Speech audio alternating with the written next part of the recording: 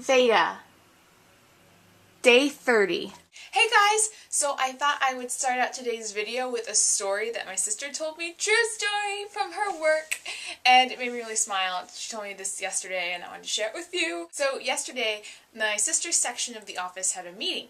And one of their bosses was up talking about how you can give certain information out to people without worrying because they deal with transcripts and stuff. So there's a lot of stuff you can't tell people. And she said the boss person standing up there said, it's not a secret. I mean, you don't have to keep it close to you. It's not like a Horcrux or something. And she said everyone in the room that knew Harry Potter was like cracking up, and everyone that didn't know Harry Potter was like glaring around. What are you talking about? Horcruxes, what are these things? It was amazing. I like laughed for like 5 minutes when I heard that. I was like, oh my God, he's awesome. I wish my bosses would make Harry Potter references. It would make me so happy. They don't. So for today's video, I wanted to ask you guys a question that pertains to another story, something that happened to me today, and I wanted to ask your opinion on it. Today, I went to the bookstore, as I do periodically, and I went to Borders first, but then after I went to Borders, I went to Books A Million. I don't usually go to Books A Million, but I went to Books A Million, and I was looking for this one Kelly Armstrong book, and someone said, can I help you find anything today? And I said, why yes you can, I'm looking for Bitten by Kelly Armstrong. And they took up like a call. It was like the end of Men in Tights. It was like, call locksmith. It was like, Kelly Armstrong. And I ended up being helped by this lady who's apparently obsessed with Kelly Armstrong and all those types of books. She and I were talking and she was suggesting all this stuff to me. It was awesome. I spent way more money than I was going to at the bookstore. Partially because of that, and partially because I'd already gone to Borders and I'd spent money there, and also partially because I found a bunch of volumes of Ginger Romantica, and I don't know why, I have kind of a hard time finding volumes of Ginger Romantica for some reason, so when I see them I impulsively buy them, so I bought quite a few. But we were talking and she was suggesting so many books to me and writers and all this stuff, and it was awesome. It was really great. I couldn't keep them on my head, and naturally I couldn't buy all the books that she was suggesting to me. And so she eventually, we were talking for like a long time. She was like, oh, well, I can write you a list. She was like, a lot of people come in and we get to talking, and she said she writes them lists. And I was like, oh, that'd be awesome if you could write me a list. That would be amazing. And she was like, yeah, sure, I totally can.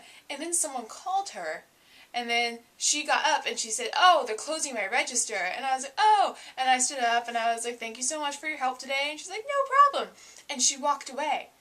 And I didn't know if she was going to write me a list, so I dallied around the store for a little while. I kind of just like dicked around and like looked at stuff, and I was like,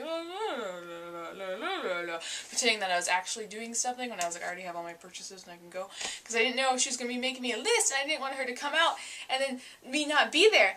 But she didn't come out. I hung around for like 5-ish minutes, and she didn't come out, and I was like, well, should I stick around here, or should I go? So, in the end, I left after hanging around for about 5 minutes. I checked out, and I left.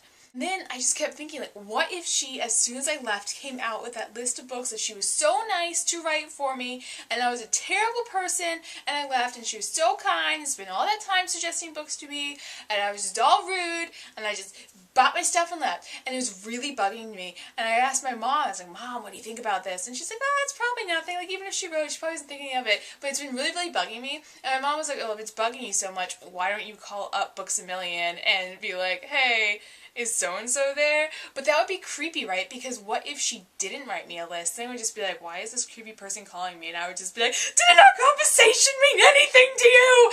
And it would just be wrong and creepy and kind of disturbing for both parties. So it's been, but it bugs me so much. I am such a stickler for being polite. Like, it really bugs me when I do something rude. And it's one of those things where I'm that person that obsesses over it. Like, if I say something that was wrong, or I do something that I think might have been rude, it bugs me. It really, really, really bugs me. Like, gets in my head. I'm like, oh, I shouldn't have done that. I'm that person who, like, 6 weeks after a fight, I think about what I should have said in reply. I'm like, man, that would have been an awesome comeback. Dang it!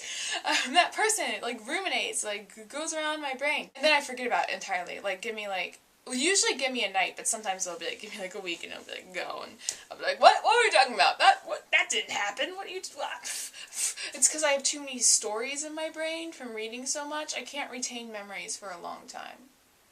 ever. I make like the worst secretary ever. I know, because at work people are like, Sarah, do you remember this person Klein? I'm like, no, I don't think so. I'm like, you left comments in their account. And I was like, oh, well, I guess I did talk to them. No, didn't I? But yeah, do you think that was rude? Should I have stayed longer? Was that rude of me? I don't know. I don't think it was rude. I don't think it was. I hung around for a little while in case...